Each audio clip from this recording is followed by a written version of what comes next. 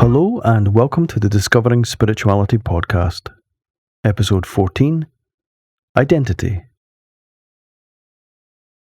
In this podcast, I will be sharing my thoughts on the writing Identity, taken from the channel book The Light in Your Life is Spirit by George A. Thomson. Who are you? How do you see yourself? You are a man, a woman, a boy, a girl? Are you Japanese or British? Do you like to paint or fix cars? Are you a fan of sport or rap music? Do you vote Conservative or do you vote Labour, Republican or Democrat? There are so many influences in society that enable us to create an identity. As a child, it usually starts with your gender. Then, as you grow, you identify with your family, your sense of belonging.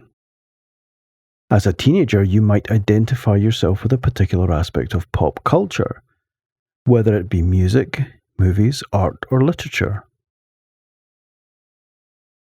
You start to formulate opinions, likes and dislikes, what you are and what you are not.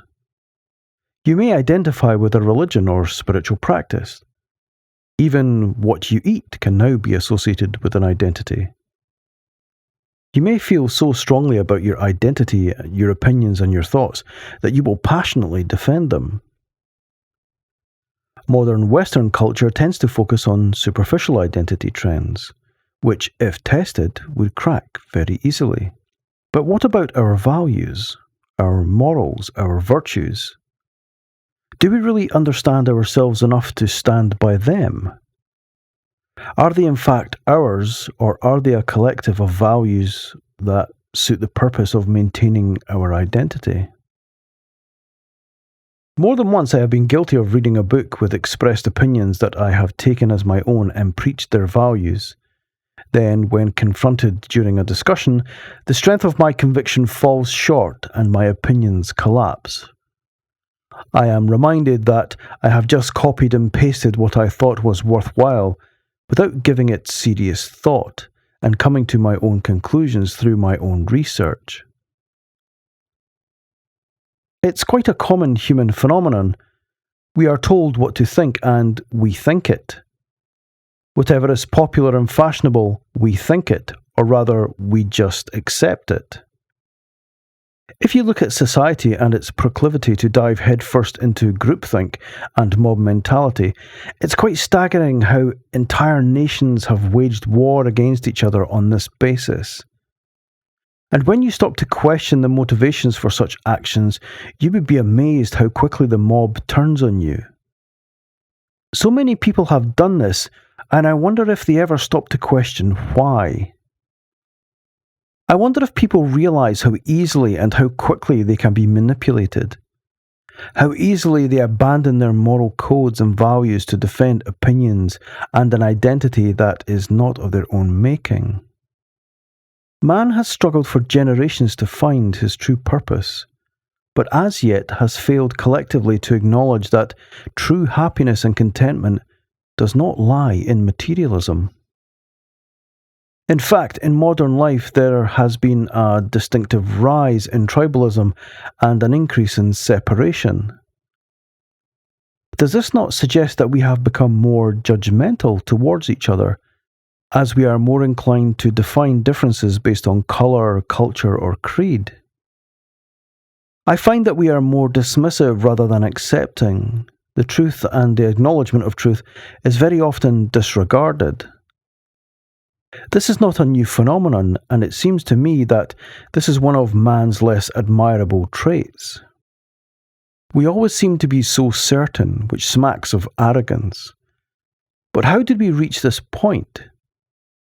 Is it just blind stupidity, laziness, or the telltale signs that we do not think for ourselves? Take the main religions, for example. They have been dictating how people live and think for thousands of years. Governments, academia, the media, they all have an influential hand in how we think and how we shape our identity. You could say that this is a relatively modern invention as the direct result of the Industrial Revolution. I would say more so after World War II, when there was a sharp rise in pop culture and how people identified with the various aspects of that culture. Would it be fair to say that entire countries abandoned the culture and national identity as the world became more globally accessible?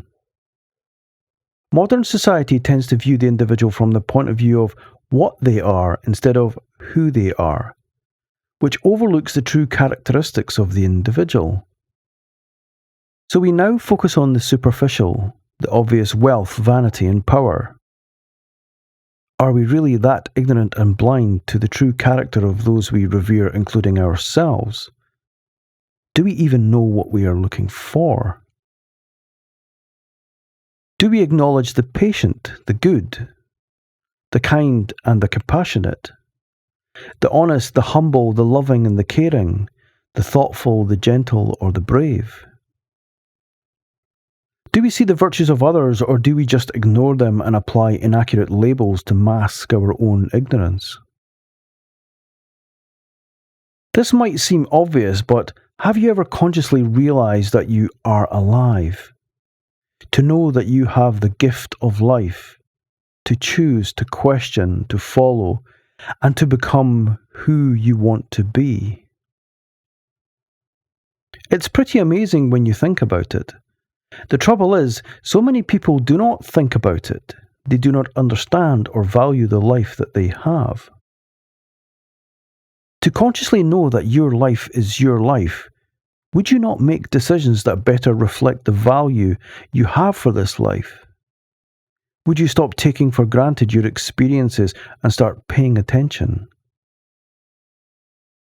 It occurs to me that being alive is an opportunity for discovery, to discover who you are, not to manufacture the image of who you are, but what you are on the inside, your true character. We may not realize this, but we do have a choice. We can decide how our life is going to be. Of course, as children, we are bound to our parents for protection and nurturing, and whatever faith they present to us. But once adulthood is upon us, we can choose our own destiny. For many, this is not easy, for their journey through childhood could have left them with scars, misunderstandings, negative perceptions, and learned behaviour. Their journey is fraught with challenges of the mind and the soul. Not only is life a gift, the fact that we have free will is also a gift. Well, it is if you choose to consciously apply it. We make hundreds of choices every day, many of which are automated and require little or no thought. But what if we paid closer attention to the choices we can consciously make? Would we make less destructive choices, or would we continue with our path of self-destruction? Be you king, queen, or pauper, you will be judged based on your words and actions. And I'm not sure if this is a virtue or a failing of man's. Throughout our lives, we identify objects, surroundings, people, music, culture. Everything is compared and contrasted, but why? Is it to make sense of our world and our life experience? Is it to determine threat? Perhaps through identification we can find meanings, how our experience impacts us on an emotional level. At this moment I am struggling with this writing. I don't know if it's a lack of focus or that I have not given it much thought.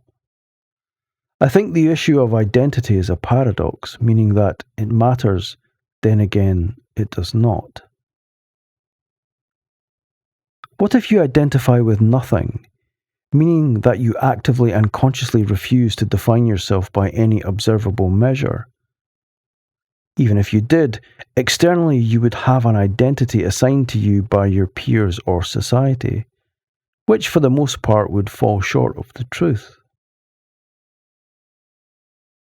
If you chose to act a certain way, make deliberate and calculated decisions, would this not mean that you see yourself in a certain light?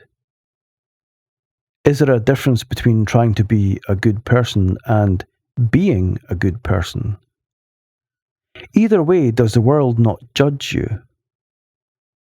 And if the world judges you, why should you even care? At the end of the day, you have to live with it. Only you can be accountable for who you are. Only you can change you. It makes me think that despite living in a society surrounded by millions of other people, we are alone in our personal responsibility. And I think that scares people. Not so much knowing that you have the power to achieve anything you want, but that you are also responsible for your own self-destruction. So is it the fear of taking a risk that causes so much regret? Or is it because we have no idea of who we are or what we are? Maybe there is too much pressure in modern society to be somebody, to make your mark, to be remembered, adored, and loved. Could it be that we are plagued with a false sense of belonging? That we are somehow disconnected from what makes us or reminds us that we are in fact alive? Reveal to me thyself so I may know the truth. Throughout our life experience, there will be many times we have to shoulder the responsibilities of our mistakes. There are mistakes which are conscious and those that are unconscious. There is also the burden of our childhood conditioning and our lack of understanding. There are also our inherent and irrational responses manifested by fear. How we deal with fear can be very primal as the instinct of self-preservation functions kick in. There is also irrational fears due to our lack of understanding. For the purpose of this exploration, I'm going to bundle them up and refer to them as baggage. Baggage that affects our behavior, our perceptions, our attitudes, and our future outlook. This baggage is also considered negative since it is limiting in terms of our understanding. This is the unresolved that weighs us down. It is probably fair to say that most people carry baggage in varying degrees of weight. So this is what we accumulate during our life, especially the early years of life. This is who we become, coupled with our culture, social and genetic influences. So let's look at the possible changes that take place when we start to shed the weight of our baggage. Do we like change? Can we be changed? Many people believe that they are who they are and they cannot be changed. This might suggest that they do not want to change or fail to understand the process. It may even be fear of the unknown. Does the act of self-correction or improvement suggest that something deeper is at work? Or is it regarded as nothing more than superficial cosmetic improvement? Take, for instance, you decide to tackle an issue like being on time for work or meeting friends. It doesn't matter. What does matter is the effect. Does this suggest that you are being responsible? How would you be regarded by others, for example? Reliable, respectful, capable, dependable? These are positive responses from your peers, but how would you feel or regard yourself? Peel away all the sophisticated skins of our identity and what is revealed? Is this who you truly are? Is this the self? I think I am struggling through this exploration because I simply do not understand what the identity is. It is very easy to assume what you think your identity is, which many focus on the superficial external aspects. But what about what is to be found within? Do we recognize these aspects of our identity that are difficult to pinpoint or fully explain? I feel that I want to say the good parts, the positive aspects of our character that bring purpose and meaning to our lives. As I am discovering, our identity is a complex interconnection of factors that compels us to define who we are at any given point. This, of course, changes with age and circumstance, so who we were 10 years before may not be the person that we are now. But maybe there is a core, aspects of our identity that do not change, or they change in a very specific way. What I think I am referring to is the true spirit within, the true essence of who we are. I see this true spirit as our inner goodness, that part of us that is kind and caring, compassionate and understanding, the part that is full of life, that wants to understand life, that part of us that finds joy in life. Is that who we truly are? I must point out that the joy that I am referring to is not the quick, desire-based high. I mean the joy which is like a kind of uplifting, as if you experienced the universe and all its glory captured in a single moment, usually experienced during moments of appreciation, simple things, things that matter. What are beliefs? What is it that you know to be right or to be wrong?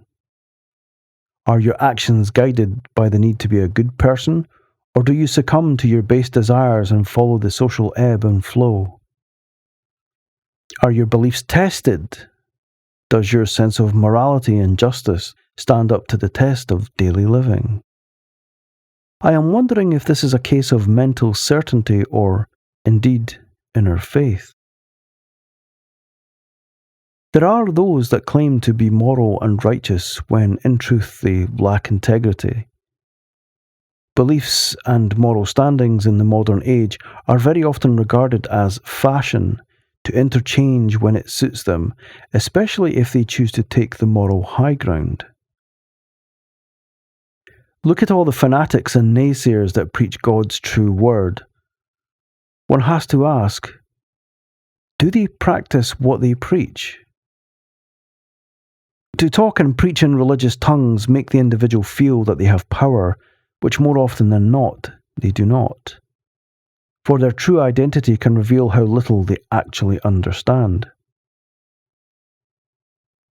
It is too easy to make claims of belief with little or no understanding of what it is that you're saying. This is a valuable lesson for anyone should they take the time to explore their own beliefs and values. I think this would be a very humbling experience, to really explore what you think you know, to effectively challenge what you know.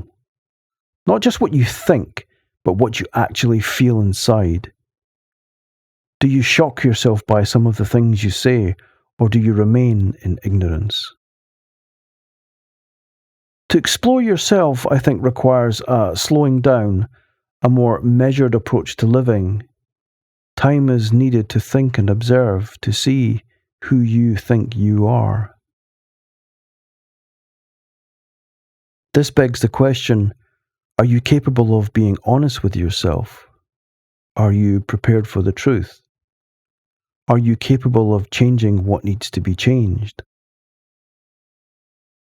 Modern living and its many trappings have us rushing around and searching for quick fixes to problems we do not understand. We are also compelled to create an identity that suits social norms without paying attention to the damage that it causes us. I had a thought today about identifying that which makes up our identity.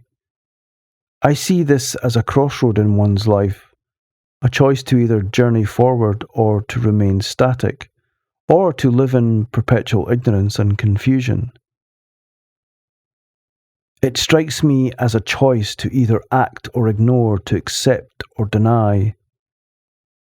Many people probably just accept that they are who they are and give little thought to implementing any kind of change. I am wondering why. Why is change or self-improvement so difficult and such a challenge?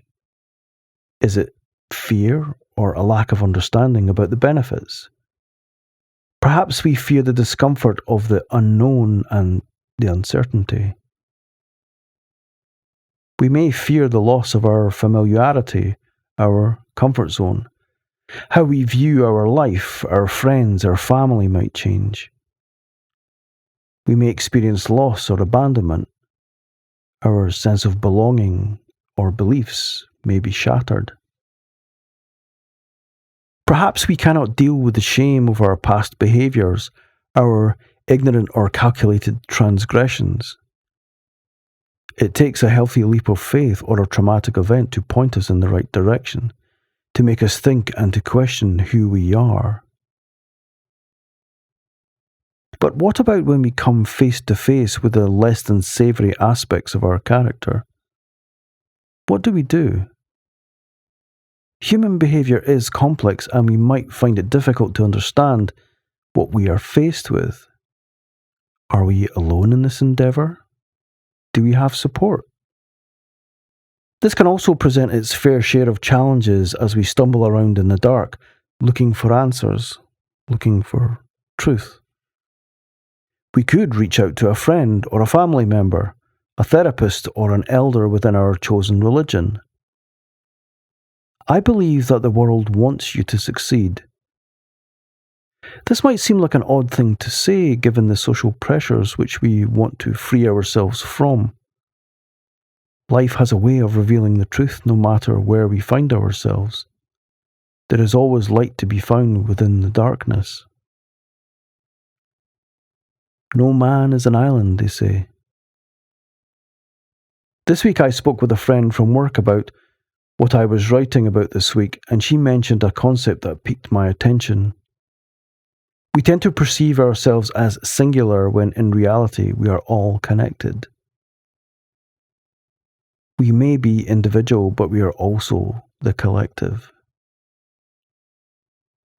If you remove the different aspects of human identity, what are you left with?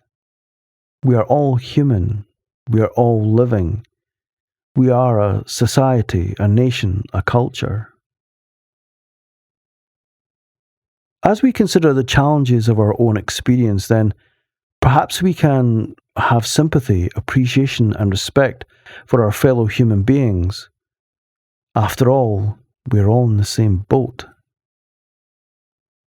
I cannot help think that, as a society, our preoccupation to establish our identity creates a degree of fragmentation as we continually focus on the needs of the self. We only tend to consider the needs of others as a point of comparison or threat, judgment or condemnation, as we dissect their flaws to make ourselves feel that ever-addictive need to feel superior. It is only the blind that can truly see. When you do not see the external, you are more focused on the internal. You are not judged by your wealth, your looks, or what you say. You are judged on the purity of your intentions. And it is you that ultimately judges yourself and not just others. It is a powerful thing, intention, and very often overlooked because it is misunderstood or denied. After all, who wishes to confront their own dishonesty? Ask yourself, what is the goal of your intentions? What is your motivation or the desired outcome? Is it to serve yourself, your desires, your identity, or are your intentions selfish? Do they serve God? Wait a minute. Why bring God into this? God is love. God is the creator of all life. How do we show appreciation for the life that we have?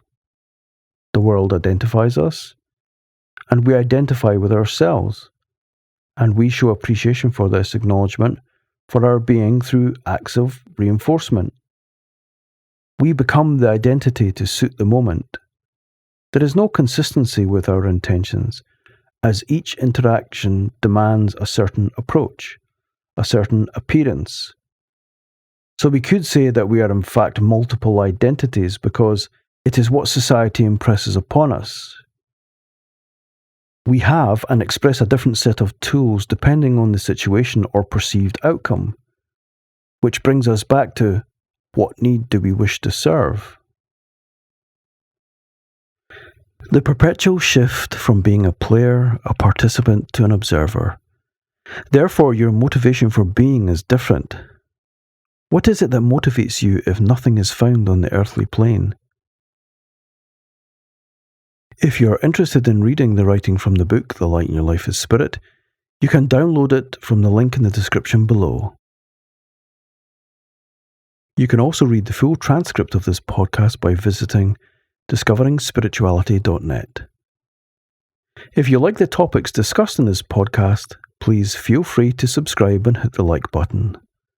Also, by hitting the notification button, you can stay up to date when a new podcast is available. Thank you for listening.